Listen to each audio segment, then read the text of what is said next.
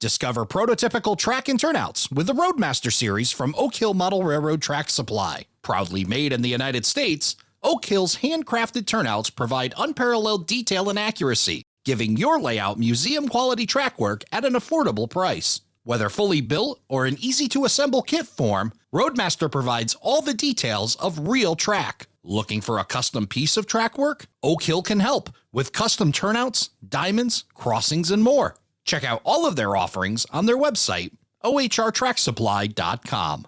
Happy holidays, everyone. We're taking the rest of the year off to spend with our families, so there'll be no shows released on December 30th and 31st. On behalf of all of us here at Around the Layout, here's wishing you and yours a happy holiday season.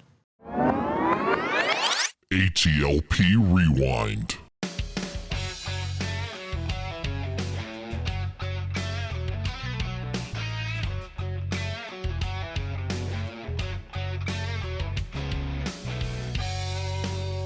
Hello, everybody, and welcome to Around the Layout, where model railroaders come to tell their story. My name is Ray Arnott. So glad you could join us. Coming to us from Paul Cassar's side of the international date line, from Brisbane, Queensland, Australia, Darren Lee. Darren, welcome to the show. Hello and welcome. Yes, thank you for having me. Oh, great to have you here. Been following along. You've been in the Around the Layout group and been posting away in our friends group and watching some of the action that you've been doing. And action, kind of one of the words. You had a model railway club of that same name over to your layout. Tell us a little bit about that. Sure. So my layout, Wattle Flat, was built purposely for the process of operations. So, and being as I've used it had it for quite some time now, I've wanted to be able to incorporate more people into, or expose more people into operating sessions. So I hosted my local club, which is just around the road, the other week. And it was great. It was really enjoyable in the fact that a lot of those members have had no experience or no exposure to operating sessions at all. So therefore, they were all raw or green, for a better word, and they took to it like ducks to water, which was great. And we had a really good day. It was just an impromptu day that I put out to the members, and they had a ball. Awesome. This was back on the 16th of March. And it is neat to bring people into the hobby and teach them operations, and kind of opens up a whole new world, doesn't it? It does, absolutely. Probably one of the biggest things is a lot of people misunderstand what operation and running trains is.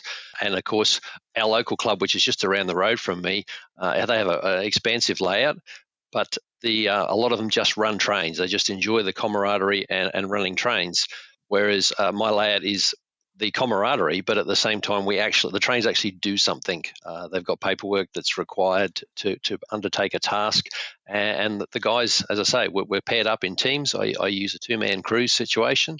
I let them go for it, based on the instructions, and away they went. So they had a really good day, and the feedback that I got was, "Can we do it again? We've had a ball." Yeah, that's the best compliment you can get, is the wanting to get back on the throttle and come back again. And then prior to that, I mean, you've been running, I think, quite a few I've seen, and you've posted in the friends group. But the other one I saw, you had your NMRA division there as well. Tell us about that operating session. Sure. So I'm heavily involved with the Division 1 here in Australia, the Australian region as we call it. And we have a huge diverse range of members. Of course, a lot of people think that the NMRA is just for American modelers, but we have quite a few here that are all different prototypes and all different scales. And as I've been discussing operations with members over the years, a lot of them expressed an interest in wanting to come and operate on my layout because they'd seen others had operated and enjoyed themselves. So I put it out to a lot of them that hadn't operated either, and I said, "Yeah, come on down." And once again, we had a great day. We run 3 two-man crews, and then we stop for a bit of a break, and then run trains again or operate trains again. And so it was really good to be able to share with the fellow NMRA members just how operations works in a slow. My sessions are very different to other sessions in the fact that it's a country branch line theme in New South Wales, so therefore it's a quieter pace. There's no dispatcher. It's basically run on a sequential basis, and it's a lot more relaxed. So those that are fresh to operations really can get the opportunity to immerse in the situation and take it all in. Yeah, I was going to say, it sounds like a great opportunity to learn operations without getting too overwhelmed with operations and some of the more difficult level stuff. It's a good training opportunity that you've got there with your layout and sharing it with others and bringing others into operations. So yeah, kudos to you. And that's really cool. I'm glad you've been sharing those in the Friends of Around the Layout podcast group. And it's great to see. I mean, you do some great pictures. You got the group and got quite a few. How many folks do you get there for your operating sessions? So a sweet spot is 6. I find that, and then if I do get a good turnout, I can run 8, which in effect I can run 4 trains at the same time. They start at different points on the layout, and those that have seen the pictures, it's basically a peninsula style layout, not really a shelf layout, although it is quite narrow in places.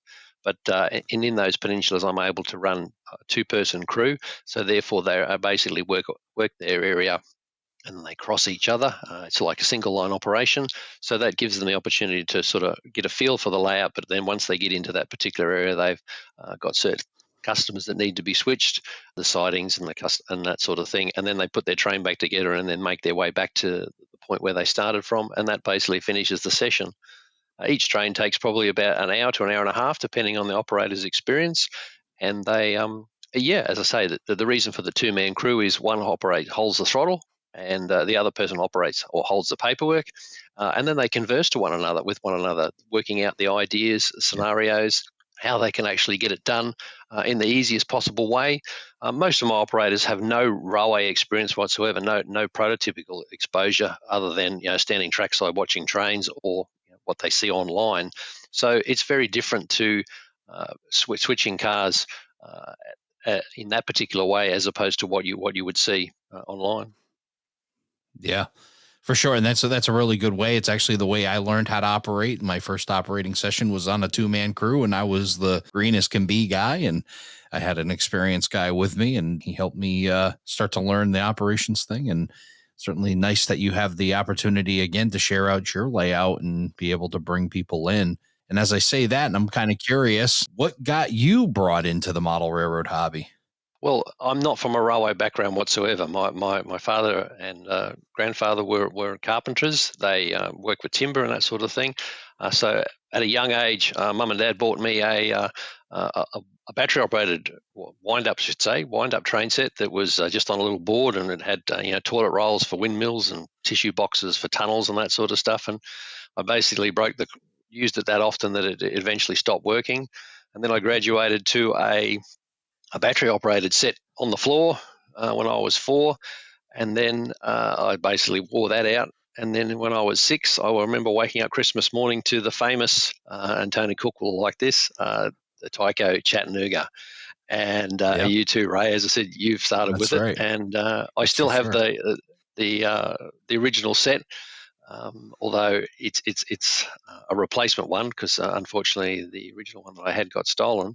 But I managed to source the Chattanooga set complete again with the caboose, steam engine, and all the paraphernalia that came with it. So I had that when I was 6, and my dad built me a 6x4 board that used to be up on the wall of my train room in the bedroom, and I used to fold it down over my bed, and I would run trains, and Mum would come in on a Sunday night and say, that needs to be folded away Monday morning so that I can wash the sheets. And if it's not folded away, then I will do it, and whatever's on top will end up on the floor. So it lived its life. So was this thing, it was over the bed? I mean, did you leave it down? I mean, like, did you sleep under the layout? Is that how it kind of worked? It was designed to fold up on the wall. It had like probably 6 inches between the wall and the board when it was folded up. So it allowed for room for buildings and bridges and so forth. But as I say, the idea was to fold it away when I wasn't using it. But, of course, it was always folded down and my bed was under it. So, yes, like you said, I would crawl into bed every night, and then Sunday nights I would put everything away, fold it up. Mum would come in and change the sheets on a Monday, and then I would come home from school on Monday and fold it back down again and live the week climbing into bed. So, and there's some wonderful memories of that particular layout. Yeah. So so from there, and I progressed for a very long time with that, and then I was lucky enough to be given a layout by the next door neighbours, and it was on a 8x12 board. and it took over the rumpus room, actually, the family rumpus room. And my brothers never had any interest in the trains, but I basically took over that part of the room, and I built a spaghetti bowl, for a better word, with all my Tyco rolling stock. And I had many, many memories. And then after that, I was fortunate enough to be given a 12-foot by 10-foot garden shed. And as you know, here in Australia, there's no such thing as basements. We use sheds or spare bedrooms to build our layout. So I had this 12 by 10 garden shed, which I insulated inside, and then I progressed to build a peninsula layout in there, and that was in the mid 80s, and that was when I first discovered this magical stuff called Atlas. Sorry, yes, Atlas. So I was fortunate enough to go to a hobby shop, and they had some Atlas rolling stock, and I purchased a Burlington Northern RS11, which I still have today, and it still runs like a Swiss watch.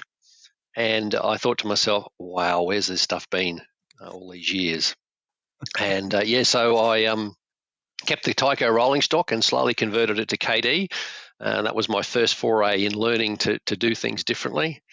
The Tyco engines got put into the rip track, and I just started purchasing Atlas locomotives, and then it went from there. And of course, unlike the average person in my teens, I never really give the hobby away. I still continued having the hobby as a very active part. I commenced in '87. We were fortunate enough to start a model railroad club very close to where I lived, and I was a founding member of that. And that club's still going today, 30-odd, in '87, so quite some time. And I'm a life member of that club now, the Logan District Model Railway Club. And and then of course I moved out, bought my own home, and I had a spare bedroom which was devoted to a workbench and I guess a bit of a shelf layout, which is probably unheard of in the early 90s.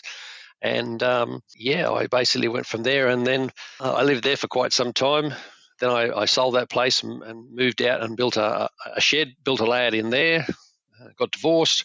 And then where I am currently now, I built another shed, and fast forward, I started that in 2010, and of course Wattle Flat is the culmination of years and years of work and dreams and memories, and that's what it is today, which what you see on the blog posts or on the Facebook posts. Well, you unpacked quite a bit there, Darren. I want to go back and unpack a little bit more of this and dig in. 1997. Well, actually, let's go back a little bit further than that. In the mid 80s, you get a garden shed. How old were you when this garden shed was given to you? I would have been probably 14.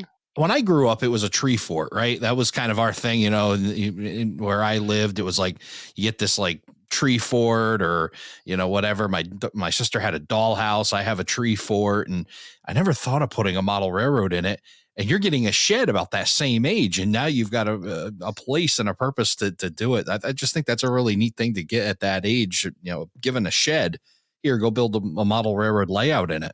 It was awesome because, as I said, I had been in the in the rumpus room, or I guess it's a rumpus room or like a family room is what it's called, similar to like a basement would be over there. And so it was good to get out of the house, and of course the rest of the family was happy to have that space back again. So being Dad was a carpenter. Exactly. And we put a pool table in there, and it became more of a family, a lot more family room.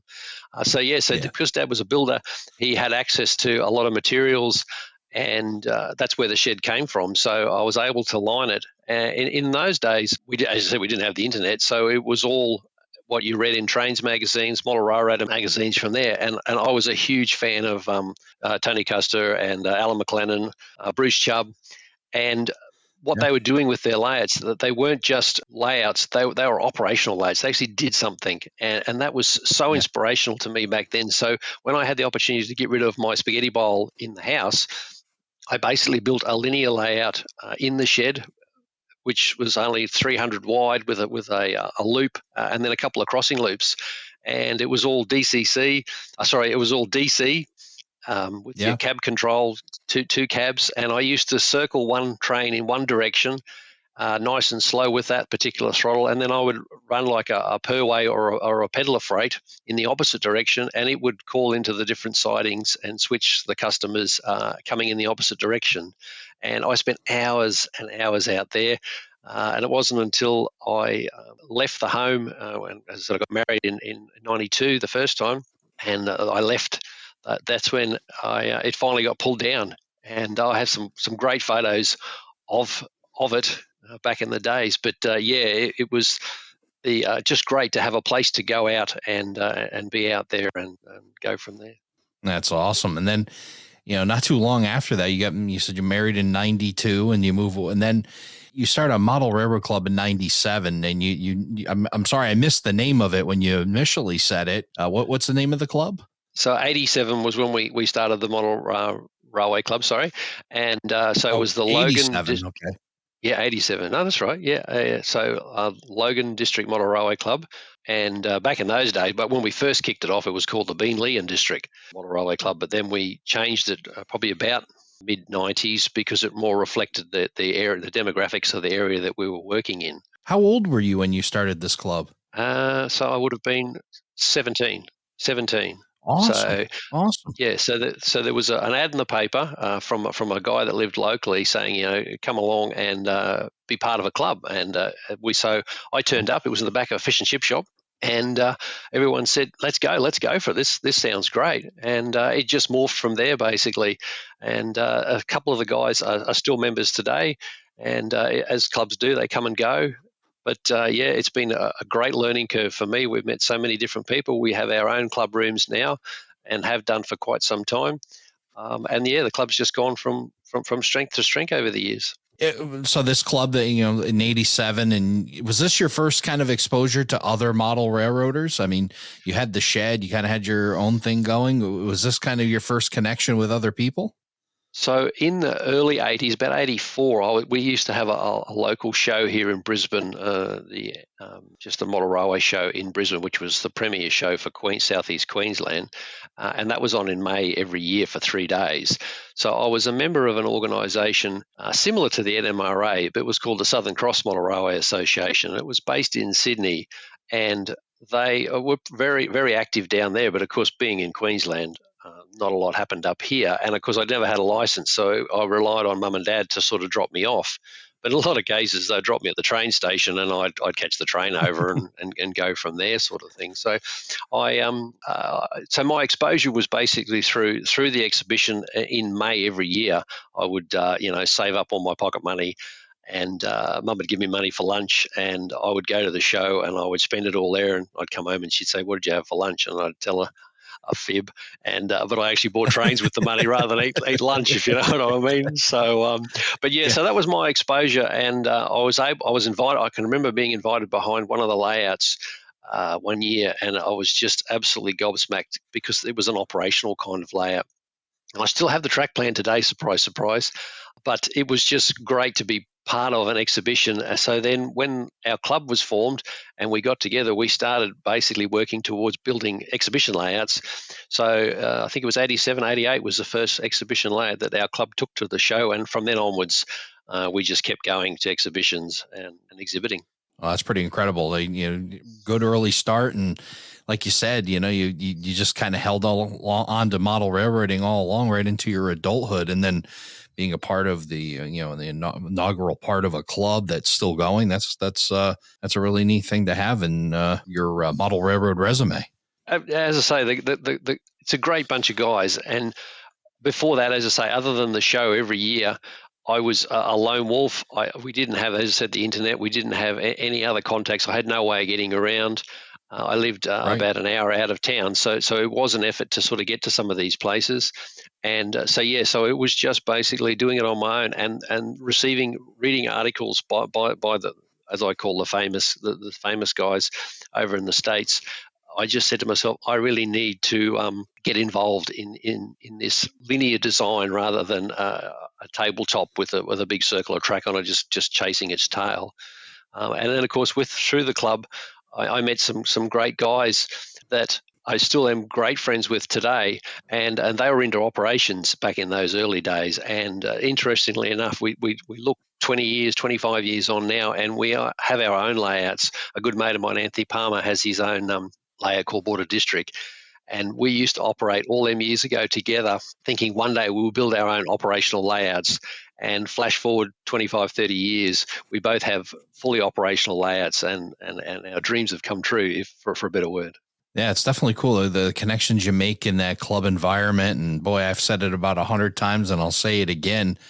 When you get yourself out there, you connect with other people, and it just keeps that flywheel turning. And and it really starts to crank once you start to get good people involved, and they help turn your flywheel, you help turn theirs. It's keeps all that momentum going towards the dreams that you have in the hobby. Absolutely. Well, a good mate of mine, Craig Mackey, once again, he has realised his dream of creating an operational layout casino, and he's just recently got his MMR through dispatches and so forth like that. So it's been over the years we've had this camaraderie, this bond that has just grown together.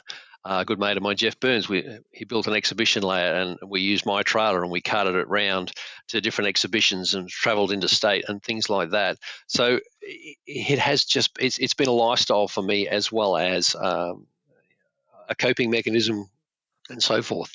That's amazing. Yeah. So you mentioned 92, you leave home, you've gotten married, and you have a room set aside with a workbench and a basically a switching layout. Tell us a little bit about it. Because I think how switching layouts can be such a great entry and also a great holding point if you're in between layouts. Absolutely. I was still honing my skills. I really was. Like, I'd had all this exposure, but other than changing KD couplings and wheel sets from plastic across, as we all know, the Tyco units had plastic wheels, so I was changing those, changing the couplings across, and then starting to work on some of the Atlas locomotives that were missing some of the finer details. I was sort of playing along those lines, still in the DC days, of course. But when Right. I left the home and moved into our new home, obviously the layout came out of the garden shed, but there was a small panel which was basically 12 inches wide by about 9 feet. So that was able to come out, and I put it in the shed and put a workbench underneath it. And come out of the shed and went into the new house, and I put a workbench underneath it, and that gave me somewhere to tinker, somewhere to escape. And I had a lot of fun there in that respect. Obviously, I was very close to the club still, so I was able to get down there on a regular basis. We had our Tuesday night get-togethers. We'd finish work, and you'd go straight to the club. You'd take some sausages and bits and pieces, and you'd all have a barbecue. And at about 6:30, and then from then, those that couldn't make the barbecue would all turn up, and from 7 o'clock onwards till about 9:30, we'd all just sit around talking and run some trains, and it was such a social atmosphere. And then we'd go home, and the following Tuesday, you couldn't wait to do it again, sort of thing. You hinted in there a little bit of therapy and stuff, and I don't want to get too big. You hinted that you did get divorced, and I think it also is a powerful thing for that, though, of during tough times. And I'll share personally, when I had tough times, model railroading was certainly there for me. And between model railroading and rail fanning, I think that those were the two things that carried me through. And it sounds like you had kind of a similar story there. Absolutely. I couldn't agree with you more. It was the camaraderie that I was able to go down with the club. It took me away from the day-to-day pressures of life. And it just, you weren't trying to suppress them or anything. You were just merely using me as a break. And it was great. The guys, you had someone to talk to. You had someone to share your rail fanning experience, or going to an exhibition or to a show. You were sharing that with people. And it was just... It was there for you the whole way through the whole time, and I can't thank some of the fellas enough to have someone just to chat to, but to be able to share with. And it was interesting listening to Tim the other week when he had his, and he went through the same thing as me, and I just sat there and I just thought it so resonated with me, and to see that the place he's in now and what he's accomplishing, and I've done the same thing, and I just thought this podcast that you do, Ray, is more than just an interview with model railroaders. It's also about getting to know people on the other side of the world. And I've met some and spoke to some absolutely amazing people, and it's been another kind of therapy that you can't explain. Yeah, it definitely is building the network and meeting new people. And I guess what it is the ability to relate, right? To be able to find people that are relatable. Hey, this guy's like me, or, sounds like a very familiar story, and it makes you feel, part of their story. It resonated. Yeah, exactly. It resonates, and it's kind of the accidental thing I found with the podcast, right? I mean, I just kind of, okay, we're going to meet a bunch of people. We're going to talk model railroading and, get to learn their story, but then you really learn their story. It's not just, I went from this layout to that layout to this layout to this club. It's, the human stuff that's in it. So a lot of fun to be able to, find like people and hear their stories. So yeah, it's definitely need to relate. One thing I find so interesting is that, there's so much so different. Model railroading in North America is very different to in Australia.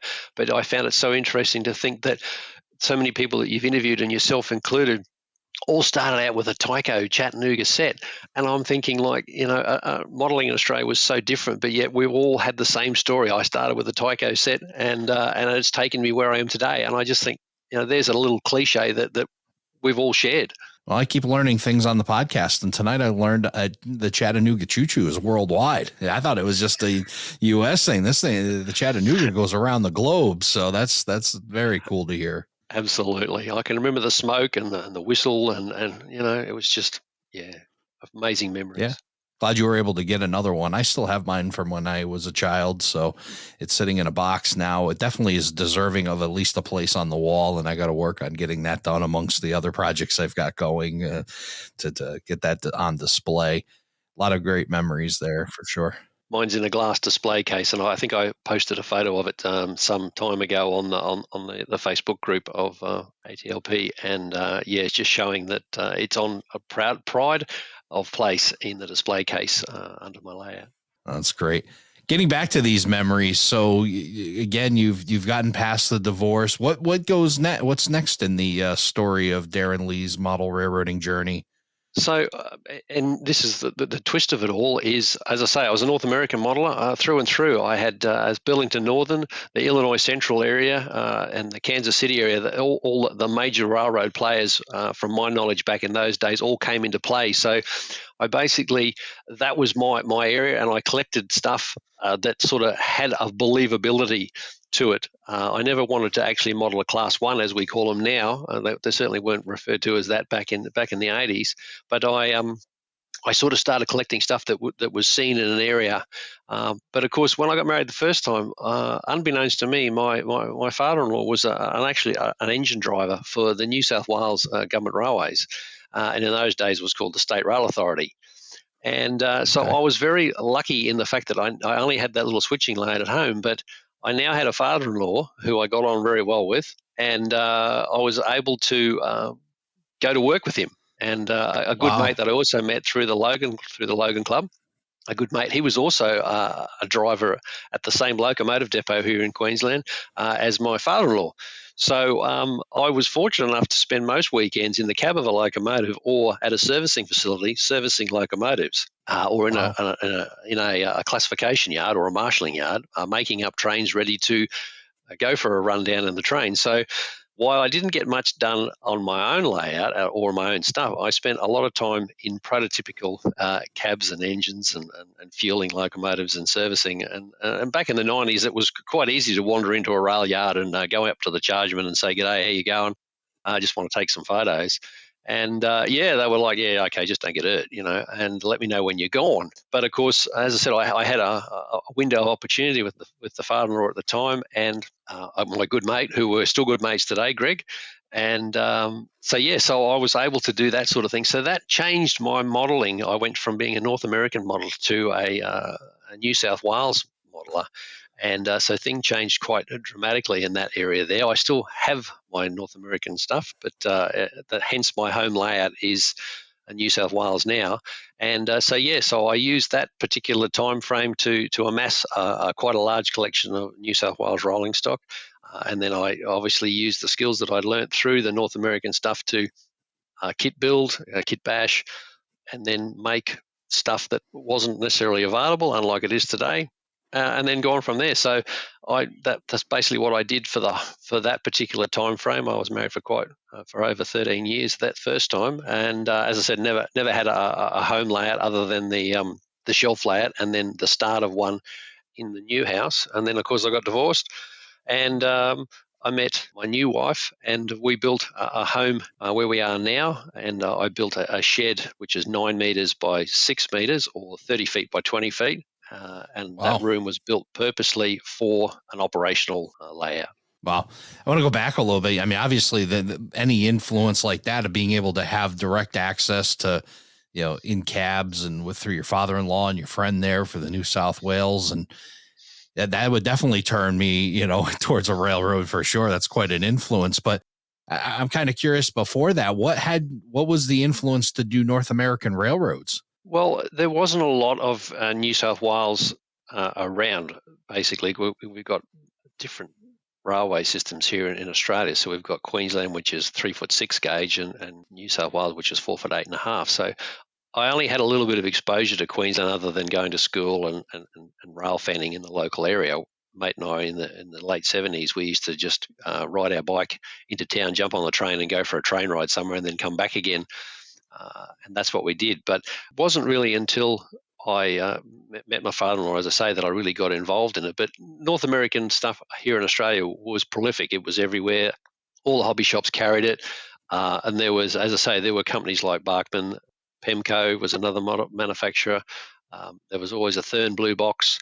And then you had Mahana Technica, AHM, and a lot of manufacturers, but it was all very prolific. And all the hobby shops over here, even your Kmarts and that sort of stuff, they stocked that sort of thing. So it was just naturally progression. I was into trains. I really enjoyed it, and I went down the path of buying what suited my era, and went from there. That's why I was an American modeler. I've only been tempted once to model Australian railroading, and that's only after our good friend Paul Cassar built on his North American railroad a trailer park. I think that's how Paul thinks America looks like.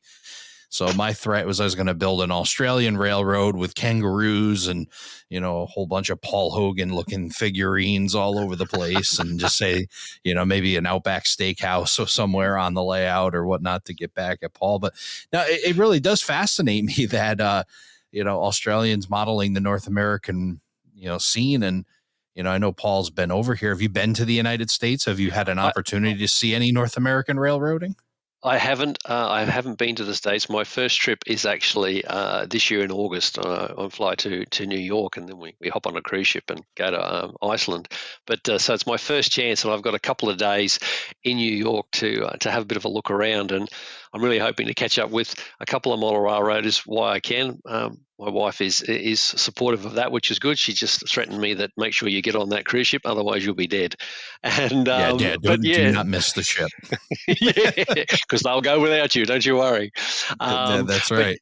Absolutely. So, so this is my first opportunity. But since COVID and being involved with NMRAX and a lot of other online groups and that sort of, I've met some amazing people. So, but as I said, I've always been interested in North American theme, and the ability, the interchange concept is something that it just doesn't happen here in Australia. We don't have little short lines that cart from here to there. And so that was something that always took my interest in the early days, and I guess that's why. But it was just the availability, which was why most people here in Australia modeled North American. Yeah. And so when you start and you decide, okay, I've been influenced by my father-in-law and I got to do this now that I've had all this access, and, you've fallen in love with the Australian railroading and you're going to model it. As you start to develop the Wattle Flat, was that your first run at Australian railroading? So I was lucky enough that just before I got divorced, I built myself an exhibition layout. So I wanted to test the waters, and I hadn't built a layout of my own for quite some time. I've been involved, as I said, with the clubs and working on club layouts. But clubs are very different to your own, because you can do things your own way. You've only got yourself to report to for a better way of thinking. So I built an exhibition layout with the concept that I wanted to try all the skills that I'd had the chance to do, and do it as myself, and just basically drag it around the country and go from there. So that was, I built a little exhibition layout, which was 3.6 meters by 2.4. So in the old money, that's 8 meters by just over 10 feet.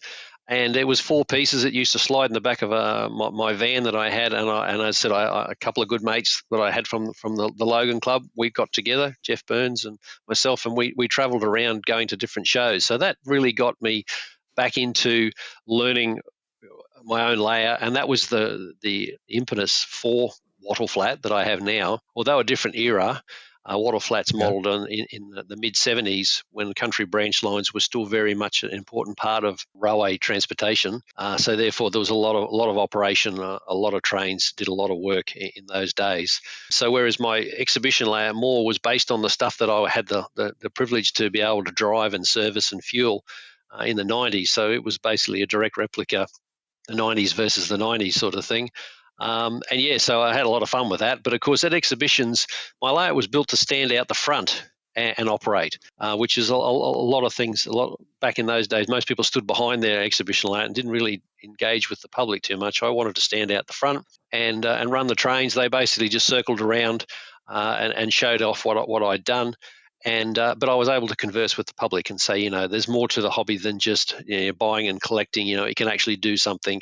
You can customize this and so forth like that. So Jeff and I, we had a lot of fun doing that. And then Jeff built his own layout, which was a Splitter Swamp Creek, and that was hand-laid track and hand-laid turnouts.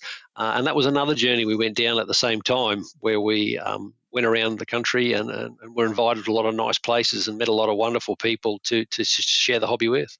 Quite the ambassador you are to be able to share all this out, and the mindset of being with the people and telling them about it and encouraging them. That's a phenomenal thing for you to do.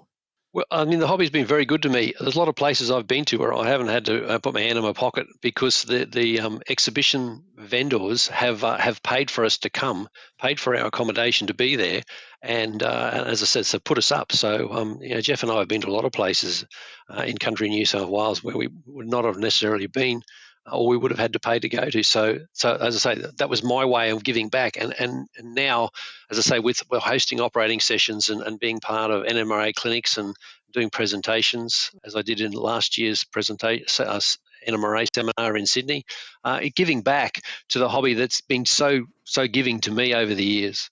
Yeah, for sure. And you were giving back in a great way, getting people into the hobby and encouraging them. That's awesome. And teaching them how to operate, which is even cooler. So good for you. So your layout, Wattle Flat. Why don't you tell me a little bit about the name, what that represents? Sure. So you guys freelance model over there, which we also call over here prototypical freelancing. Now, most of the people that you've had on recently have all talked about it, and that's exactly what I am, is a prototypical freelance modeler. But the important part about prototypical freelancing is believability. It always has been in my eyes. So when I created Wattle Flat, I needed a branch line that was not necessarily built. So I used a branch line that was proposed to be built. The railways were going to build this particular line, but they never did.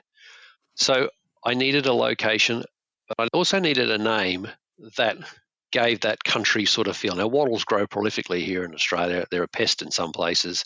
So, and flat is basically just there's a lot of flat country here in Australia. And basically, I put the two together. I was on holidays down in Bathurst, which is a great railway town, and I was heading up through Gold Country, through Sofala and places. And I came through a little place called Wattle Flat, and I was on holidays with the family at the time. We were forward driving. And I went and I just wrote, and as you do, you write things down and making notes. And of course, the layout hadn't even been started, but of course, it was being planned. And I thought, I quite like that. And I didn't want to have Wattle Creek or all that sort of stuff because sometimes people go, well, where's the creek? And and in those days, I didn't have the experience to model a creek. So I thought, well, I don't want to be forced to have to build a creek and then do a botched up job of it. So I went, well, Wattle Flat sounds quite good. So that's where the name came from.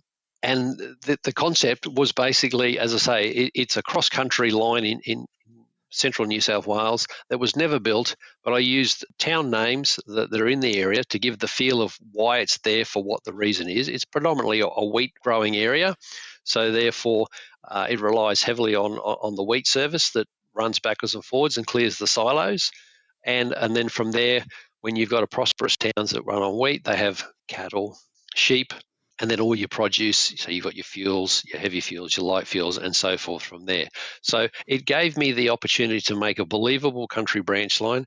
And of course, the other thing too is in country New South Wales, a lot of these places only saw one train a week now, or maybe 3 trains a week and that sort of thing. So to run an operating session, now I live about an hour from the Gold Coast, hour and a half from the Gold Coast, an hour and a half from Brisbane's, but most of my operator demographics come within half an hour away.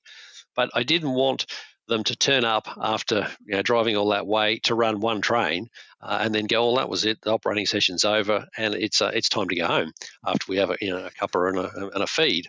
So I thought I needed to make it believability at the same time to be able to run some more trains. So I used the information from other branch lines to be able to create the believability of a prototypical freelance layout. That really is a kind of a neat, a way of going about it. Kind of reminds me of like John Parker's approach, where John Parker did the Fall River division. He uses BNSF, but he basically created a layout, kind of like the best of both worlds or best of all worlds kind of thing, where he was able to incorporate the things you want. You really kind of did the Australian version of that. Yeah, exactly. And that's what I love about the North American freelancing is that, as I said, the believability is there as well, because the fellas have gone through, or the guys have gone through and actually taken the research from A and column B and put it into C, and then created the backstory as well at the same time. So it's not only freelanced, but the believability is there. And that's a big thing to me. I really like that, the believability. If people walk into your layout room and it's because the common thing is we all say in the hobby that there is a prototype for everything. But the more of the unregular stuff that you see that you put into a layout, the less believable it comes. Yes, there is that you can see it in the real world, but the more of the gimmicks, I suppose, for a better word, the less believable it comes, and it can detract from your hard work. And as I say, the guys over in the States have done an amazing job in creating the believability of their prototypical freelance layouts.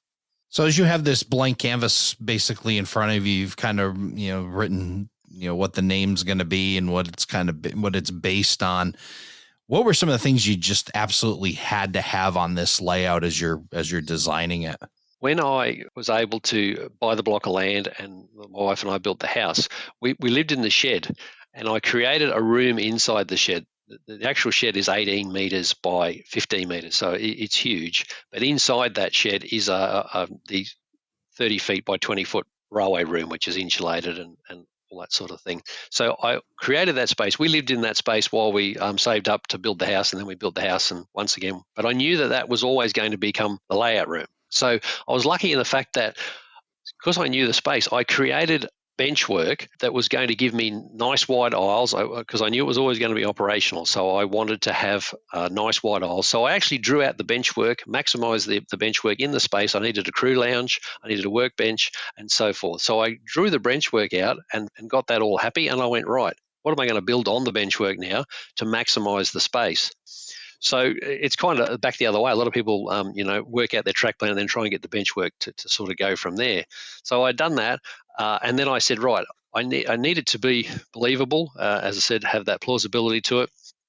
So then I went down and I looked at prototypical track plans that the railways actually use themselves. And so I actually then incorporated those and then used, so every location on the layout is based on a prototypical location somewhere in New South Wales. I then joined them all together, and then I created the scenario, or the operating scenario to suit. Signature-wise, because it was country, I knew I needed to have grain facility, I needed to have fuel facility, I needed to have stock facility, or sheep and cattle were the two prominent things in country New South Wales. I needed what they call sheds that would cart boxed items or community items. So therefore, you have what we call, you call them box cars, over here we call them Luva vans.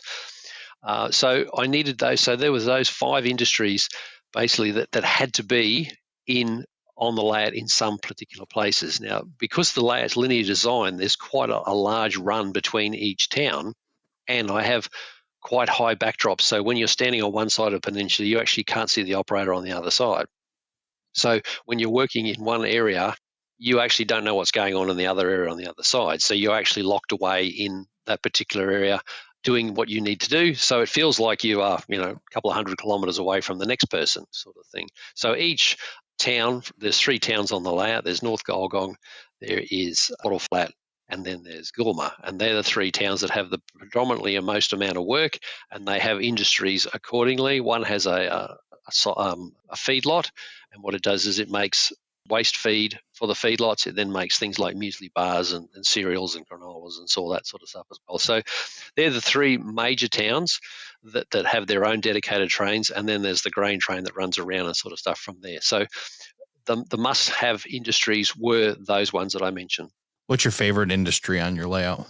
I'd have to say it's the simplest one of them all, and that would be it's the Golden Cannery kit by Walthers.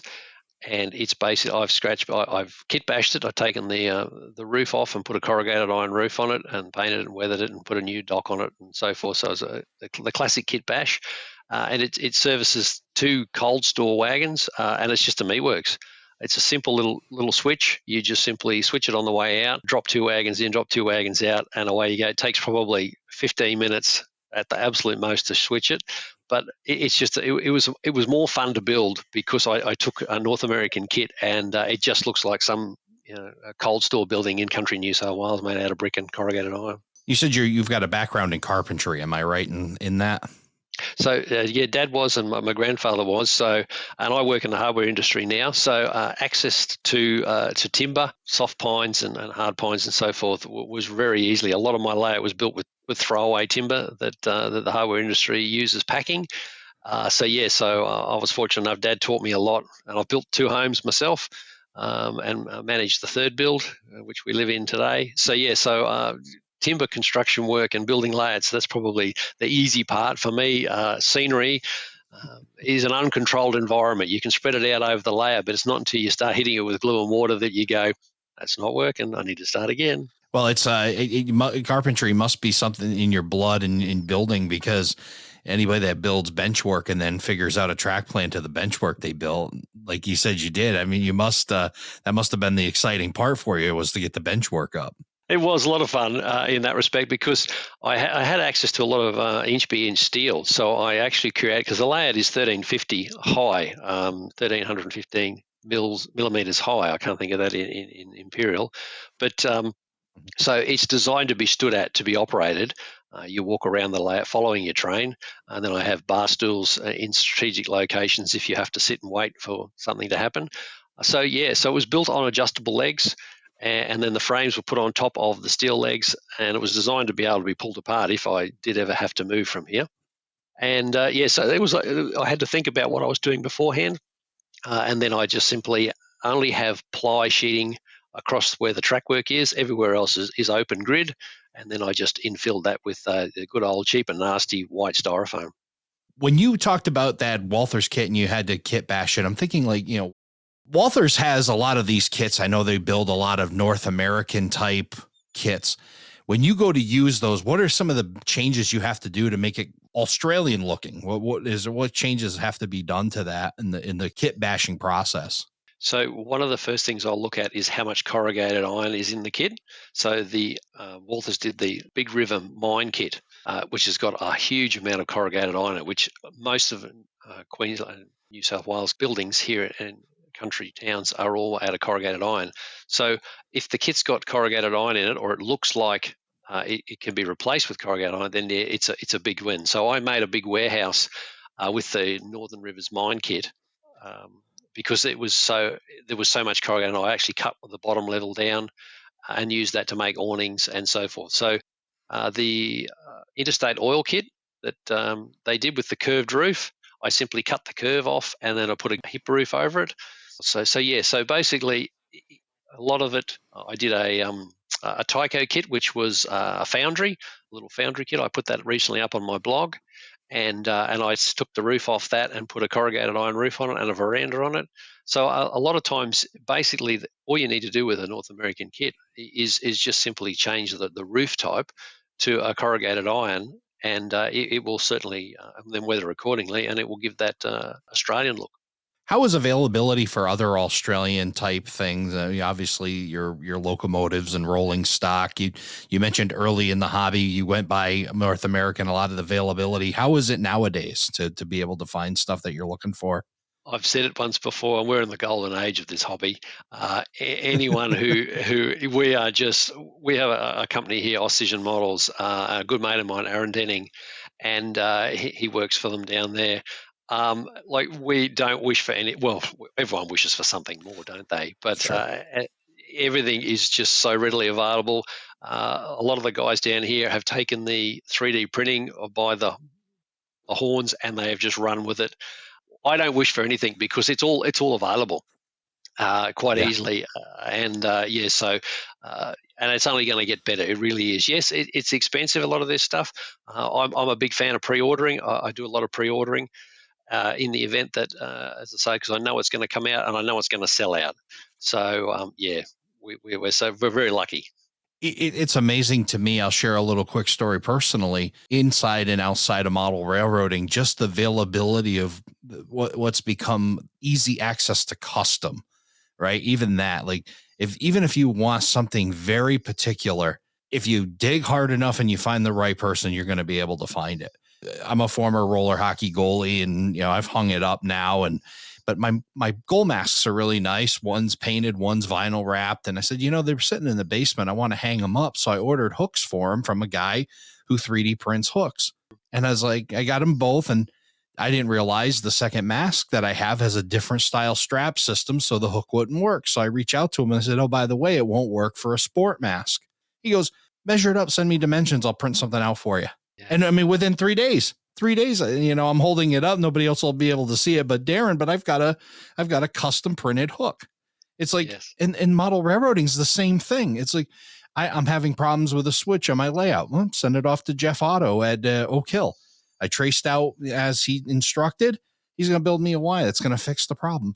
It's amazing. It's absolutely a stunning thing in our hobby that you dream it, or you just ask enough people and you can get your hands on it. That's right. The sharing is the other thing too. People will happily draw something for you and either put it out there for free on Thingiverse is one of the places that you get a lot of 3D things. But as I say, there's so many people that are so prolific at it, and they will draw it up for you and say, there you go, there's the STL file. If you've got access to a 3D printer, print it out yourself, or someone else will print it for you for a couple of bucks. So you are absolutely right, Darren. Yeah, golden era of model railroading, and it just, I don't know how you could complain. The hobby is just going through this amazing evolution where things are, beyond the old Chattanooga choo-choo. We're in this entirely different realm of things.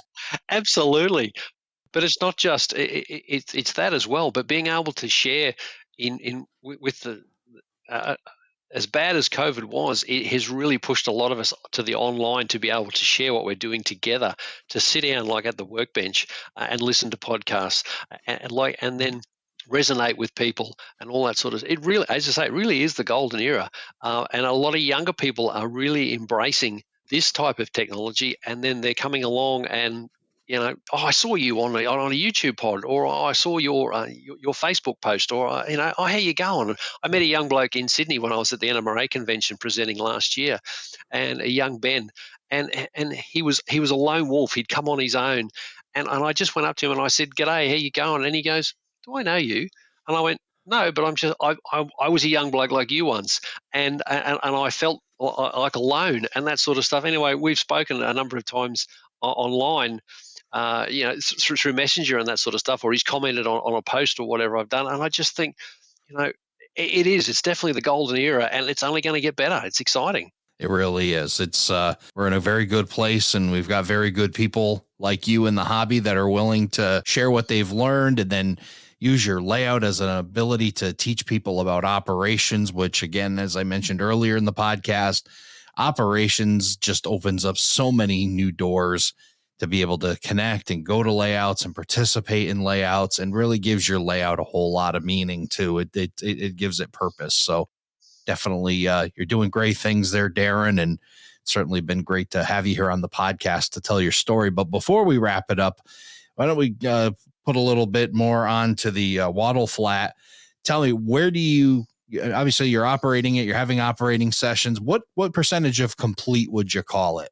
I'd say it's probably 95 in that respect. There's just a lot of the super detailing now. Fencing, split post fencing, I actually use a matchstick and I slice it in half with a razor, and then I slice that half into half again, and then the other half into half again. So I actually get 4 posts out of a matchstick, and they look like a typical split post that we use out in the country.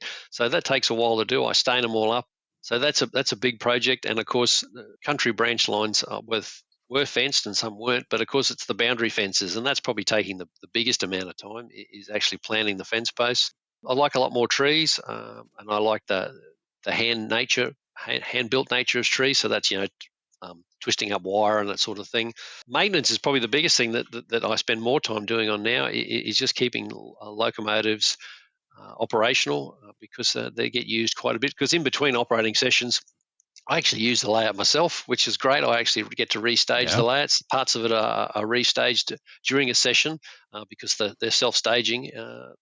But others, the trains terminate and they need to be run back out again and replaced back into their positions. That's enjoyable for me. I get to sit back and relax and just run a train at my pace, which is what I do. Because during an operating session, I actually don't operate the layout at all. I actually stand back and I just admire and watch the operators operate the layout, and I get a lot of satisfaction out of that.